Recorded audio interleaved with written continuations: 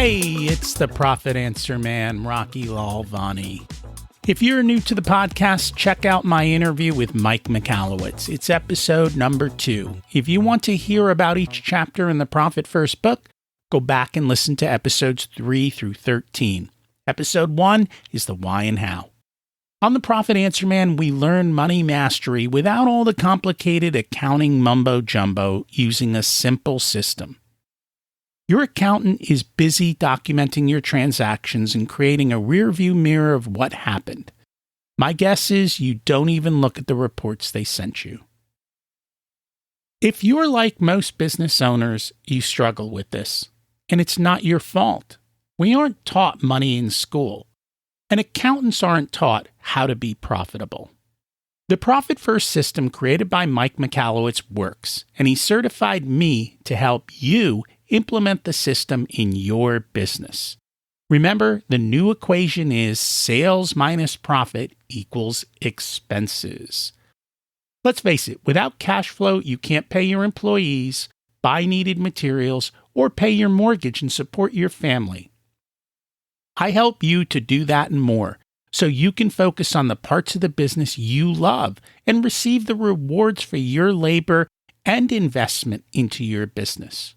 The stronger you are as a business owner, the more jobs you create, the better we are as a country. Small business owners are the backbone of America, and for that, you deserve to be well rewarded. Just remember, more revenue does not equal more profit. That's why we focus on the bottom line. This episode of the Profit Answer Man podcast is brought to you by SMBpodcastnetwork.com. The network is a collection of podcasts and shows from around the internet which focus on bringing you interviews with amazing guests who share actionable advice, ideas, and information for small and medium-sized business owners and entrepreneurs.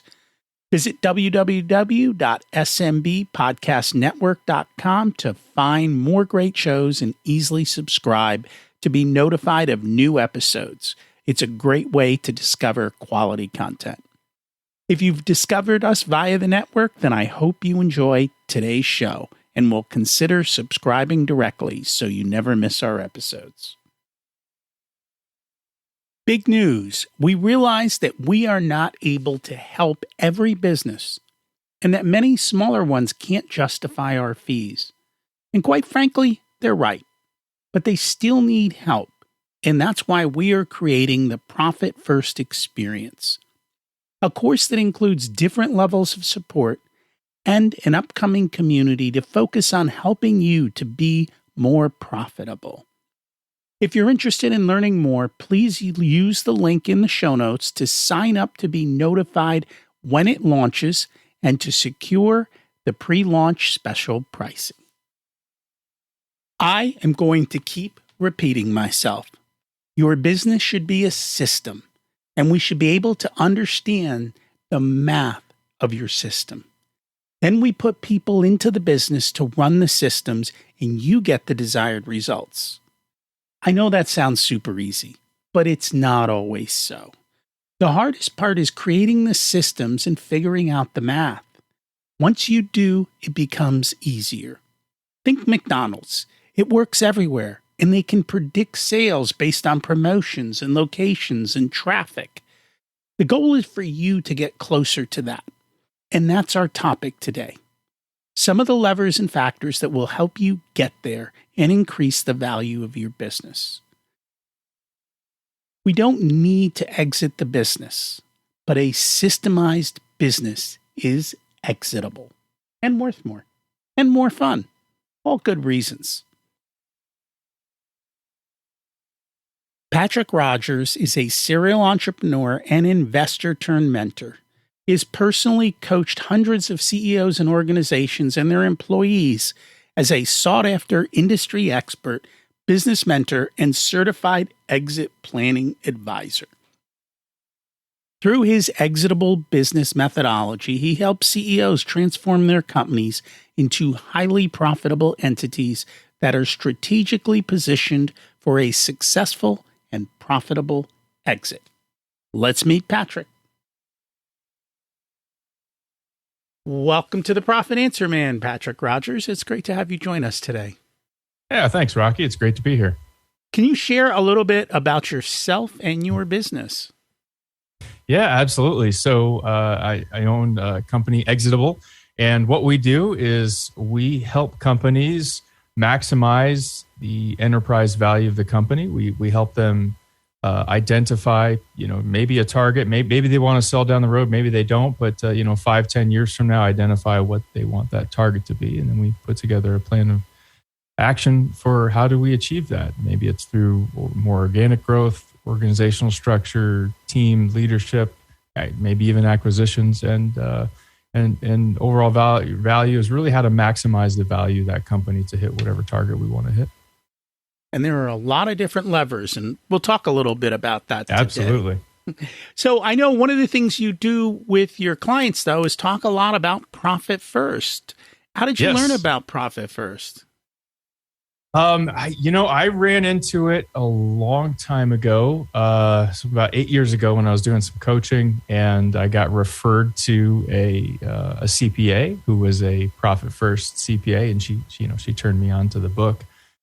And she was actually working with one of my clients already. He didn't even know that she was a Profit First CPA. And so I started digging in, starting working with her, and like, wow, this is really cool stuff. And so she referred me to the book, and I read it. And since then, I just, I'm not a certified Profit First advisor or coach or anything, but I definitely implement that as one of the mainstays of my coaching with clients. So what has that helped business owners do by implementing it? What have you seen? They could actually turn a company into that's, the whole deal is, the story goes at the end of the year, we go and we file our taxes and we look and, oh gosh, I made, 275,000, but when I look at my bank account, I don't have 275,000 there. And that's what I'm paying taxes on. Right. So, when we approach the business, when a business owner can approach it from a profit first mentality, the title says it all, right? We're paying ourselves first. That's the most important thing so we can have a profitable company. And it's backwards. It's exactly backwards of what the conventional wisdom is. The conventional wisdom is I pay my taxes, I pay my bills, I pay this, I pay everybody else, and then I take what's left over. And when the tax collector comes at the end of the year, we're left with a bag of nothing. Right. So it's how do we pay ourselves? And that's the whole purpose of why we're there, why we're in existence. Have you seen a lot of success in the people you've worked with on it? I mean, just like anything else, right? I can come in and recommend lots of things. And sometimes they get fired up about it and they implement it. And other times they get fired up about it, they implement it and they actually carry through on it. So it just depends. On my clients that actually follow through on it and stick to the process, right? I mean, one of the processes is setting up, 5 or 6 bank accounts, and these are, as you read in the book, these are very structured reasons for these different buckets, right? And so, my clients that actually follow through on it, right, and hold themselves accountable to implementing the profit first methodology and everything within there, absolutely, yeah, they end up seeing more money when the day's done. Out of curiosity, what percentage of business owners actually follow through and implement and do the work? That's a good question. I'd be curious to know your answer. I think if I was a profit first, like if that's what I was focusing on, right? And that's really what I focus on with my clients and that only, it would probably be a lot higher. I'd probably say 30%. As far as the full-on profit first system, right? The actual the buckets and every month having this much money come in and 30% goes over here, 20% goes over there, probably about 30%. Mm-hmm. I always like to ask, because I think that is one of the biggest things. It's just implementing and then following up. And if you can just do that, even if you don't do it well, right, it takes you so much further in, I think, every part of life. Absolutely. Yeah, I'd be curious what most when you ask that question, what do you get from usually the responses? So usually we don't ask people like you. Usually what we're asking or what we're hearing from is people who read the book. So okay. they heard Mike speak, or they heard about the book, and they read the book. And actually, the first question Mike will ask them is, did you set up your accounts? And invariably, the answer is no. So it's a high percentage of people don't implement. They want to do it. They love it. They've read the book. They hear Mike talk all the time, but yet they don't do it.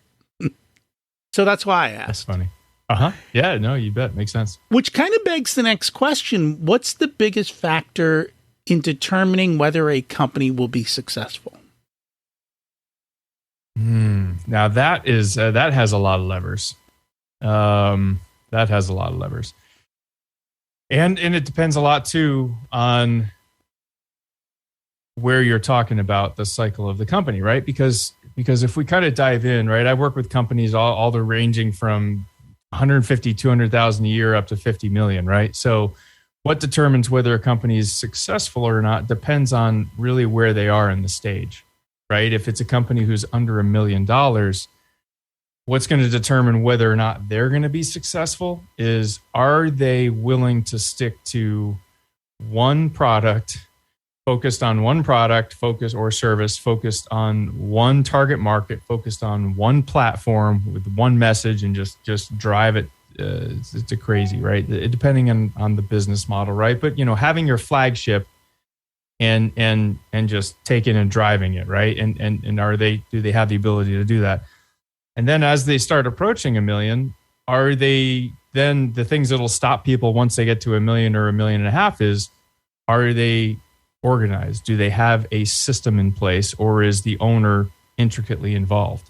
Right. And two things. Once you get over $1 million, if the owner's too involved, he or she is typically the person that gets in their own way of growth and starts stagnating the growth. Because what ends up happening is, if they're also doing the marketing or sales, that's what ends up happening. You have the CEO here, the owner, and they're doing the sales and the marketing. They're doing the customer relations with key people. They're doing, everybody calls them when there's a problem, right? They're the hub. And they have to be able to create an operational system that allows the company to run without them. And they also need an automated marketing and sales system that runs without them. Once they don't have that, then they hit 1.5 million, 1 million, and they're just stalled out, and definitely 2.5 million. And then there's a whole nother can of worms once we get over, you start approaching higher levels in marketing strategies that'll stall a company out as well. I keep hearing certain words. It's, you have to have a system, right? Yep. And it's got to be kind of automated. Yep. And you just let it run. And that's true. I mean, businesses are basically a system that are run by people. But if you don't have good systems for the people to run, then you get stuck. Absolutely. Two systems. And I like to think of a business like a bike, right? You have your front wheel and your handlebars. That's your sales and marketing that determines like the direction that you're going, right? And what kind of clients you're going to bring in and size of clients and all that. And then you have your back wheel, which is your gearing and your operations and your seat. That's your operational part. That's your people, your systems, all of the operational stuff. And if you as the owner are involved in either one of those, you don't have a business which can scale effectively without you, especially. My friend uses the same analogy of the bicycle. Oh, okay, cool. That's how I was looking for his book, but I don't. Oh, wow. I didn't know somebody else used that. I got it from my corporate America days when we talked about it there for working for Ecolab. So the biggest thing that he also talks about is the front wheel and the back wheel have to move at the same speed. Yes. Because if they don't, you're going to crash. And so learning to make sure that they're both going together, and otherwise one is going to mess up the other. But that is a great analogy for how those should all get put together, and for every business owner, they kind of need to know that. So what prevents a lot of businesses from being sold? Great question. Well, fun fact, only 20% of businesses that are even put on the market right now are being sold, Rocky. So it's very eye-opening. most of the times, the biggest thing now again, we're gonna talk about kind of some mainstream, small to mid-sized businesses. The biggest thing that's preventing them from being sold is that their expectations are too high and the owner is too involved in the day-to-day of the business. So let's talk about when you say expectations are too high.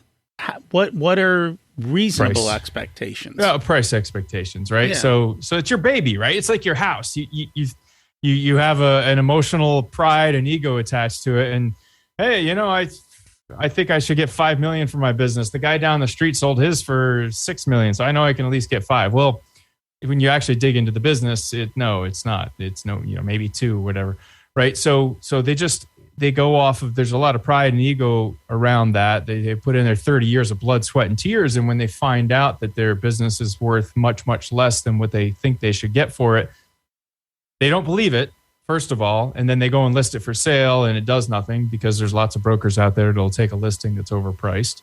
Nothing against brokers, but, many are good and many are better, not good. So you know how that goes. It's like realtors anymore, right? Or not anymore, but overall. Somebody will take a listing somebody might go out there. The house is only going to sell for $500,000, but if they go out and tell them they'll get $600,000, well, they're going to go with that realtor. And that's a shame. That's a shame, yeah. But it happens. What do you see as reasonable ranges for metrics? I'm assuming it goes off of multiple of profit versus a multiple of revenue. Yeah. So, absolutely. It's a multiple of profit. Absolutely. So it depends on the size of the business. If it's under $1 million, okay, what happens there? If it's under $1 million, it's called seller's discretionary earnings. Okay. And it's basically the profit plus the, profit plus their salary. Once you get above $1 million, it's starting to be a more professional, a little bit more of an organized company, and they call it's basically offer EBITDA. Okay, so it's not seller discretionary earnings. So a small company that's in, and this is the thing about trying to sell a small company where many business owners are very, very, they're not happy about it. Like, let me ask you, Rocky, what do you think is the average multiple of a company, the times of the profit? I think it depends on the size of the company, like you said, Yep. But I would probably say somewhere between 2 and 5, depending on 2 and 5. Yeah. I mean, how systematized. Yeah. So when I go to conferences and when I speak and stuff, usually people are like, 3 or 4, is pretty much the average multiple. Well, if you have a $500,000 company, or let's just say $400,000 company, and your total take home is, 20%, let's say you're taking home $75,000, $80,000, your multiple is like a 1. Like, good luck. You're going to get maybe $100,000 for that company because you're selling a job. You're selling a job. That's exactly it. And that's going back to what your original question was: is what's the biggest thing? Well, the biggest thing is there a business in place? And that's kind of the litmus test. Back to the bike thing is if you're the owner of this business and you're riding on the bike, could you pop yourself out magically over here and put in the new owner? And the bike's still going to turn and be good, right? Because all the systems and the team and everything's in place. So now if we take it up to, let's say it's $1 million company, okay, the annual revenue. And so now they're getting $200,000 in SDE, let's say. Well, now your multiple is like, depending on what you have in place, it's somewhere between 2.5 to 3.2 maybe. Now, if we go up to a multiple or a $1 million in EBITDA, now we're like a multiple of 4. Now we're getting up into real multiples and it starts being more lucrative. That answer your question?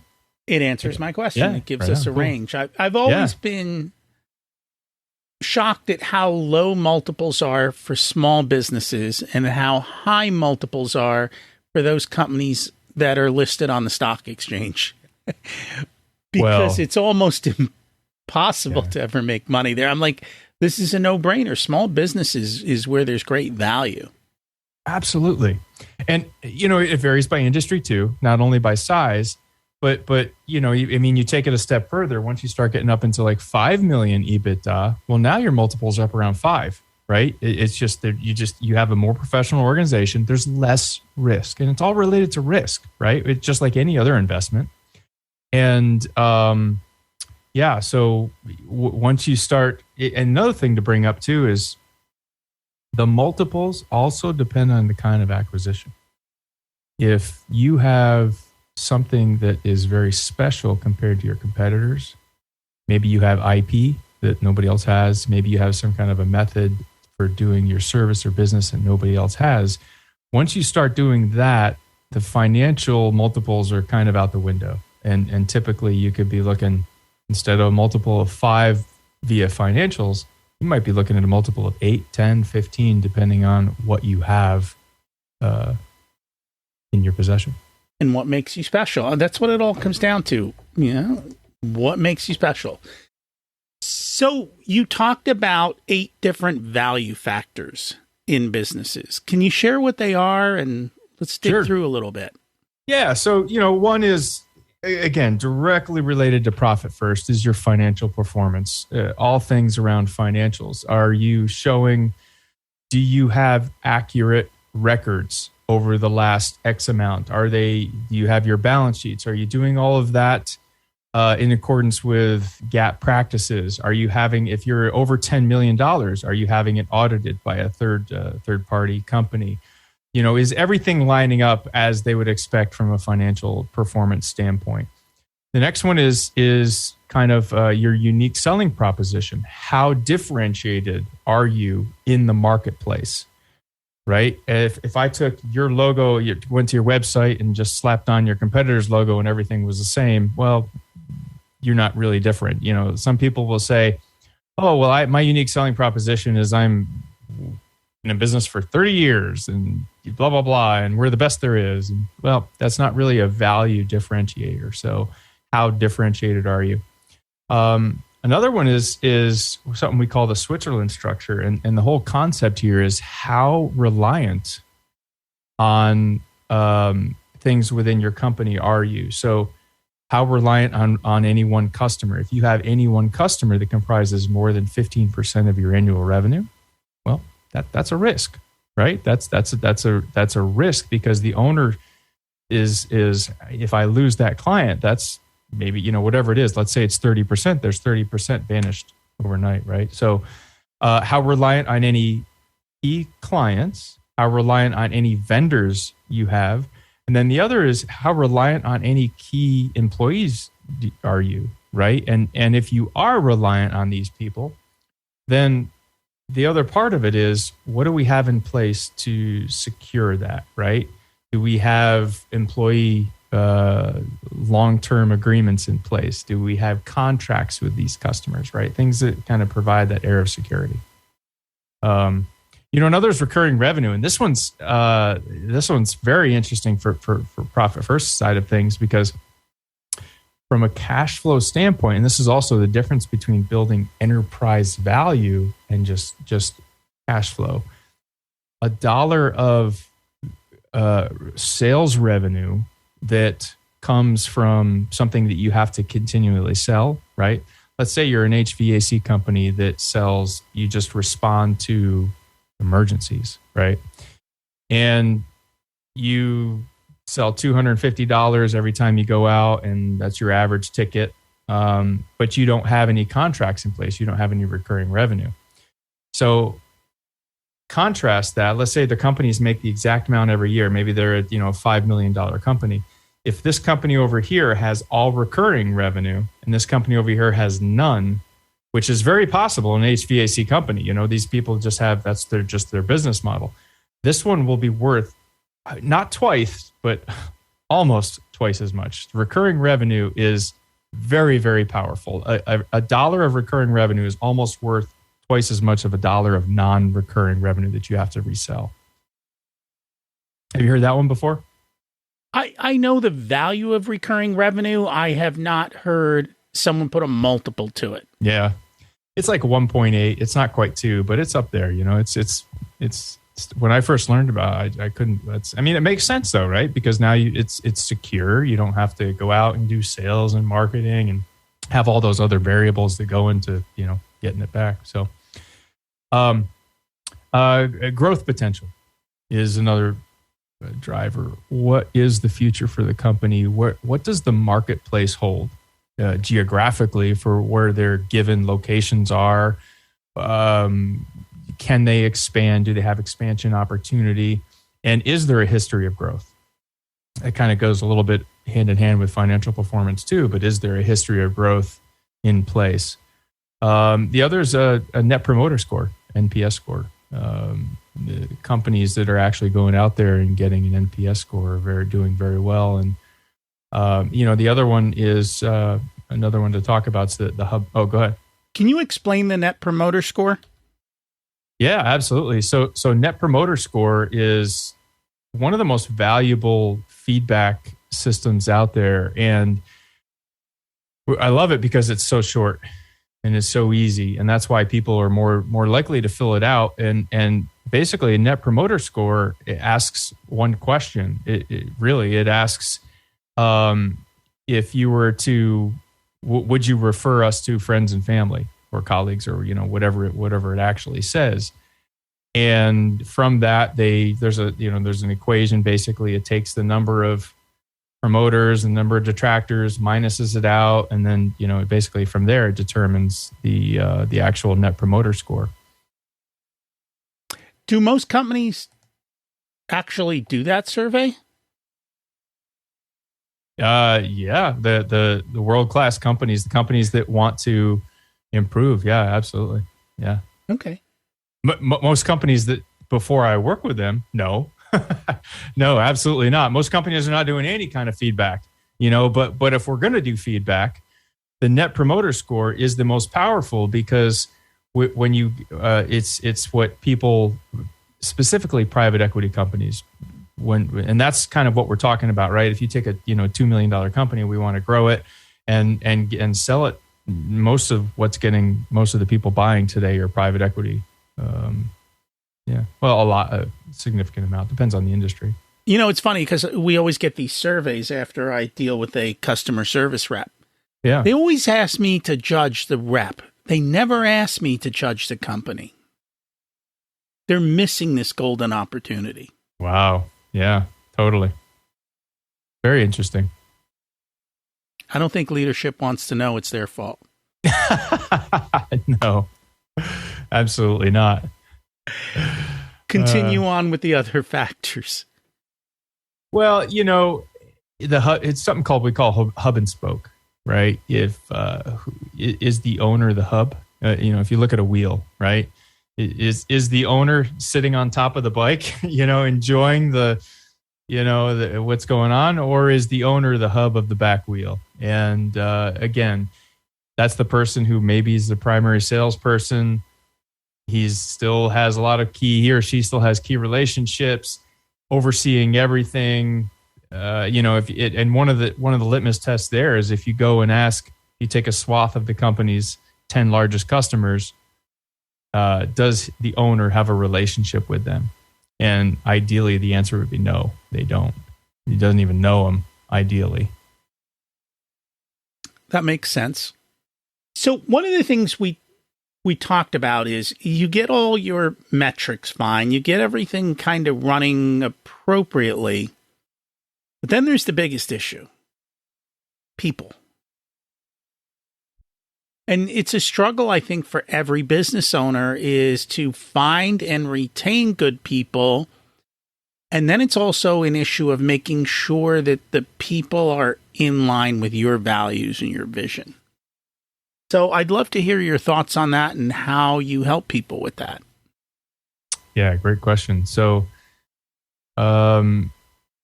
many people don't even think about values, core values when they think about their company, or most is, hey, it's kind of a waste of time. I know those big umpity corporate, $10 billion companies have core values. And I was there, we had core values, but nobody did anything with them. And they're missing out on a huge opportunity because the best companies out there, and if you go out and read Built to Sell by Jim Collins and some of these other guys, some of the best companies out there today have a very well-defined set of core values and principles that they operate by, and they hire and fire by those. So one of the biggest mistakes we can do as we scale a company is hire someone based on skill level, right? That's what we know, and that's what we think about. That's I'm going to go out. I have a problem. I need someone who can do this. So, hey, that person can do that, and they don't. During the interview process and during the whole thing, they're not really looking for the most important thing, which is, are they really compatible with my ideologies and values in life, in our company, specifically our company values? Because that's what's going to determine their success. You can teach anybody anything, right? I mean, I'm not repeating anything that hasn't been, put out in every, most modern, the best books out there on hiring, but you can teach anybody anything if they have the right core values, right? So, and some of the other stuff about, leadership and actually how we transform a company and the culture is really, first of all, looking at yourself. Seriously, everything in your company comes from you. Everything, your morals, the values, how you treat other people, how you respond to situations, how you respond to emergencies. You as a CEO, look in the mirror. You want to see what your company looks like? Look in the stinking mirror. There you go. And so what we have to do, first of all, is recognize what are we giving out as far as energy? Who are we being in the times when it's important? Are we a type of person who lives by fear or potentially even anger and exudes that kind of catabolic energy, right? And this is stuff that, a lot of people, when I first talk about it, they're like, oh, that's all foo-foo. What the heck's that matter? No, you just need a good marketing plan. You need a good tactical sales strategy and blah, blah, blah. And yeah, you need all that. You do. But if you're an a-hole, I don't want to say that, but if you don't know how to, care about people like they're your children, and help them become the best version of themselves. And at the same time, someone who has really mastered the art of your conscious level and how you operate your own paradigms. And nobody's going to want to be in your culture. People, you're going to start having, you have retention issues, you have attrition of people coming in and out. And so when we work with companies, we put together an overall plan. We assess where's the CEO at right now. We actually have them take a test.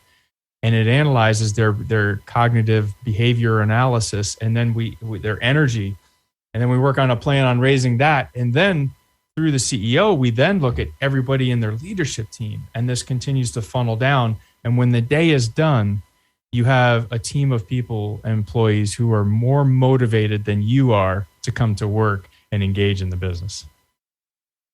And that's always fun when they're more motivated than you are. Oh yeah, that's awesome. I think everyone would love to have a workforce like that where the people are excited to be there because they do better work, and it just becomes a much more fun environment. And you're not in the middle of trying to put out fires all day long. You're just getting to sit back and enjoy watching your business do what it is supposed to do. Yeah, and some of the key things, just some value nuggets for everybody out there. Some of the key things that people miss out on is, yes, definitely core values, but the other side of it is alignment to something greater than themselves, right? Am I just showing up to work today and doing this widget or this service to make, this guy money? What is our more grander vision? Like what are we actually doing in the world? How are we really impacting our clients? And then even more importantly is how do I have line of sight to contribute to that success and having that line of sight? And so many people don't have that. They think, oh, they just, go on the line, do that thing over there. But when we can really embody people and bring them into the direct line of sight to the mission, and they understand how they contribute to the overall success, and we measure it and we have fun with it, then it starts being life, it starts being fun. And I always like to go to work at places that are fun. There you go. You just have to build that atmosphere, and more people do. And Profit First can help with that. And it helps you to think differently about your business. And then it gives you the finances to be able to pay for your top talent and to be able to reward people and help bring it all together. Yeah, providing a stake in the outcome is fantastic. And I know that's something that they discuss in there quite extensively. Yeah. That they do. If people would like to learn more about you and how you help, where can they find you?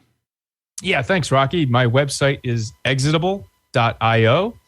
And so that's exitable.io. And come on by, check it out. And if I can help, let me know. Sounds like a plan. I'll put that in the show notes. Thank you so much for joining us. All right, Rocky. Thanks a lot, man. We covered the 8 value factors. What are some of the metrics you evaluate, and how do you improve them? Are there some you're ignoring, and maybe others that you need to reflect upon more? The biggest action step is to create a dashboard so you can measure and then take the time to evaluate the numbers. And lastly, schedule thinking time so that you can think about, how do I make changes to my system to improve them over time so that you can reap more profits? That's what this is all about. And at the end of the day, it's little baby steps. So start with a small dashboard, start with small changes, take a baby step. If you want a done-for-you service, you can hire us as your chief profitability officers. You have your own area of expertise, and maybe you want to spend more of your time doing what you love. We only work with a handful of clients, so they all get our full attention. We work with business owners who have or are growing to $500,000 to $5 million in revenue. You can use the scheduling link in the show notes to get on our calendar for a good fit conversation to see if we're the right people to support you and how we can help you. Hey, it's Rocky. Don't forget to check out my other podcast, Richer Soul, where we talk about life beyond money and how to live that ultimate life and become a better leader in your company. As we close out, let's repeat the mantra. Revenue is vanity, profit is sanity, and cash is king. Have an abundant and profitable week.